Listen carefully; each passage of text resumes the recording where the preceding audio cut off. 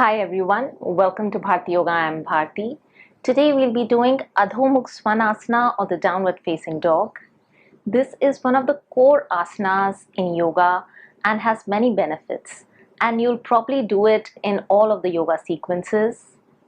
I'll talk more about its benefits during the video. So once you are ready, let's hop onto the mat and get going.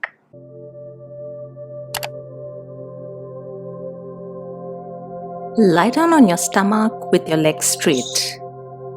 Bend your elbows and place the palms beside your chest. Keep your feet hip distance apart. Tuck your toes in. Take a deep breath in, and as you exhale, push into the hands, feet and knees to raise the trunk and hips up and come into downward facing dog or Adho Mukha Svanasana. It will be best if you try this after some warm-up, since the hamstrings tend to be quite tight initially. Let us paddle the knees a few times to warm up the hamstrings here.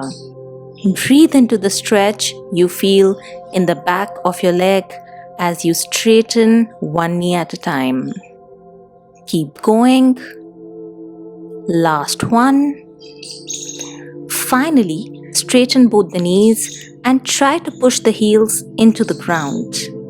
Your feet should be parallel with the toes pointing forward. Spread the fingers wide and distribute the weight on all the four corners of the palms. Press the tips of the fingers firmly into the mat. Keep the shoulders rolled back and away from the ears. Try to maintain space between the shoulder blades. Keep the upper arms rolled outwards.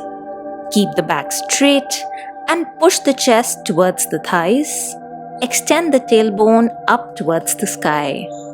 Stay here in Adho Mukha Svanasana for 3 breaths. This asana is great for strengthening the ankles, stretching the hamstrings, back and the shoulders.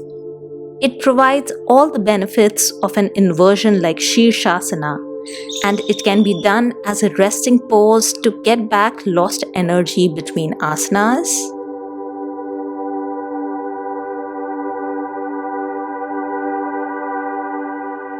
Then gently bring the knees down and lie down on the mat.